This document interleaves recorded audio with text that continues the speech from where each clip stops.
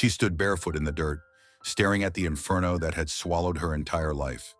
The roof collapsed. Sparks exploded into the night sky, and she didn't move, not an inch. Because Lena Callahan wasn't trying to escape the fire, she was waiting for it to take her too. Until a stranger spoke 7 words that shattered everything she thought she knew about surviving. This is the story of the woman who was ready to burn and the cowboy who refused to let the flames win. In the next 15 minutes, you're going to hear a story that will gut you, rebuild you, and leave you asking one question: what does it actually mean to save someone? You'll discover how trauma doesn't announce itself with screams, it hides in silence.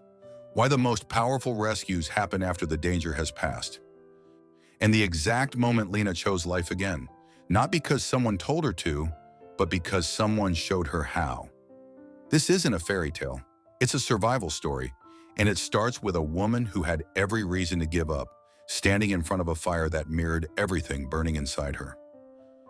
Let me take you back to that night, the Callahan homestead, 40 miles outside of Carson Ridge. Population 2.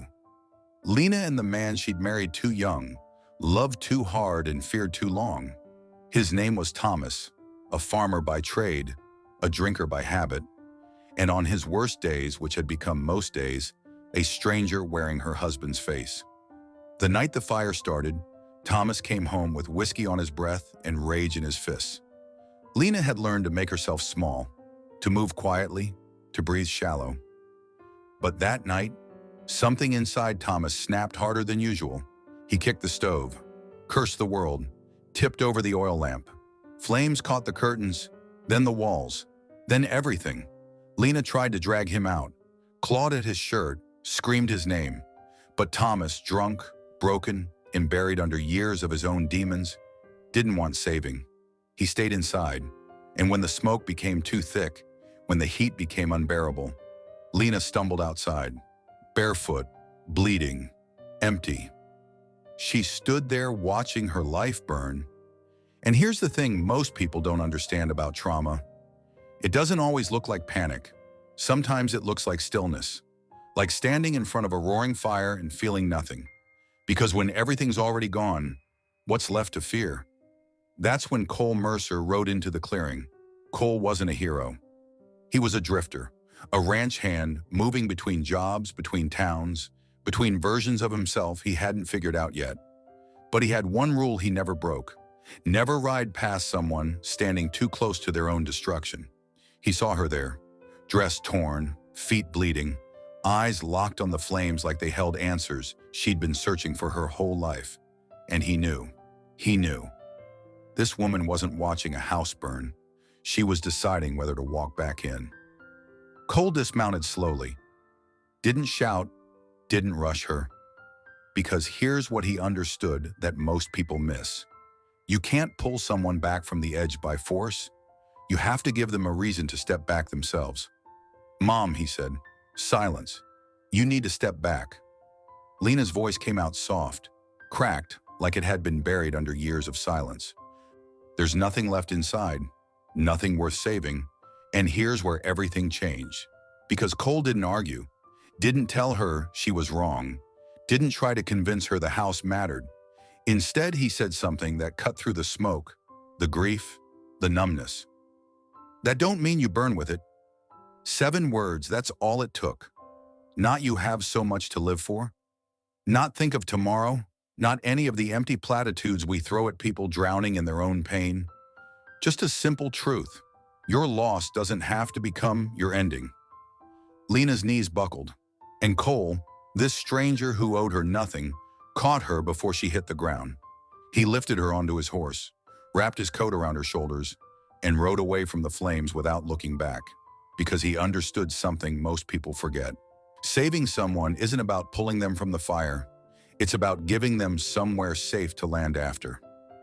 So what happened next? How do you rebuild a life when everything has turned to ash? Cole brought Lena to his cabin, small, modest, nothing fancy, but it had walls that didn't burn, a door that locked, a fire that warmed instead of destroyed.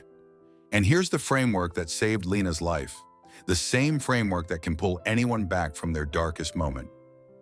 Step 1. Space without pressure.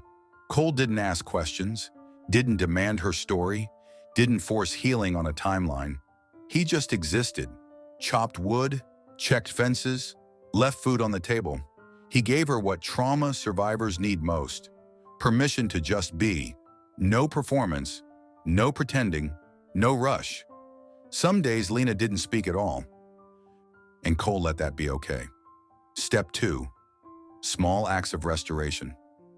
Slowly, Lena started moving again, not because anyone told her to, but because Cole's cabin had rhythms, routines, little pockets of normal. She washed a plate, mended a shirt, swept the porch, and each small act whispered the same thing. You still have hands that work, a heart that beats, a life that continues. One evening, Cole found her staring at her bare feet. Everything she'd owned had burned. Boots would help, he said gently. He came back with a pair. Too big. Worn, but warm. Why are you being kind to me? Lena asked, her voice breaking. Fire takes enough things, Cole answered. No reason to let it take people too. And something inside Lena cracked open. Step 3. Facing the fear. A week later, Lena was cooking. Thin smoke curled from the stovepipe. Cole, she screamed. He found her shaking in the yard, staring at the smoke like it was the past come back to swallow her whole. It's just cooking smoke, Cole said calmly. I know, Lena gasped. My body remembers before my mind does. And here's the truth about healing. It's not linear, it's messy. And sometimes your body holds on to fear long after your brain knows you're safe. Lena, Cole said, stepping closer, you're safe. And for the first time, she reached for him, fingers brushing his sleeve. Thank you, she whispered, for giving me somewhere to land. Step 4, the symbol of hope. 2 nights later, Cole handed Lena something small, carved from wood, rough around the edges but unmistakably alive, a sparrow. Figured you might need a reminder that burning down ain't the same as staying down, he said quietly. Lena held the tiny bird like it was made of light, and when she looked up at Cole, her eyes weren't empty anymore. They were awake. I don't know what tomorrow looks like, she said, her voice steady now, but I'd like to see it from here, if that's all right with you. It is, Cole answered simply.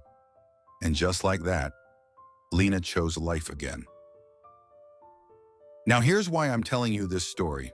Because right now, someone you know is standing in front of their own fire. Maybe it's not literal flames.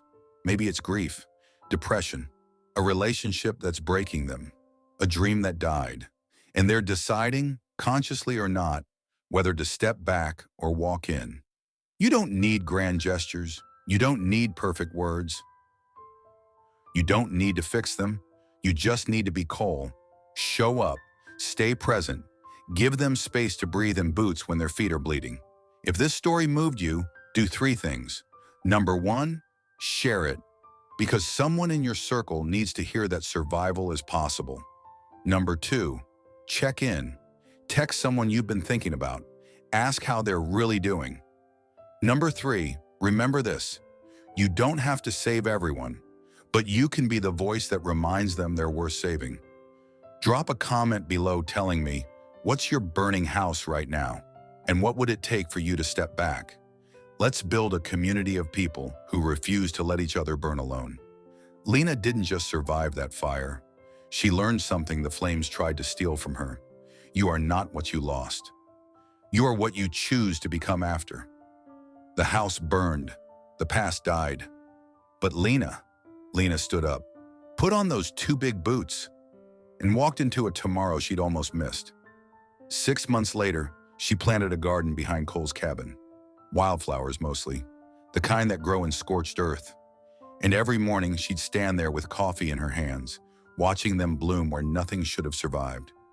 Because that's what fire teaches you when you live through it. Destruction isn't the end of your story. It's just the chapter where you learn what you're made of. She was ready to die in the flames.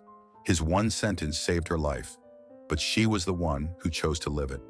If you or someone you know is struggling, please reach out. You are not your burning house. You are the person who can walk away from it. What will you choose when your world is burning?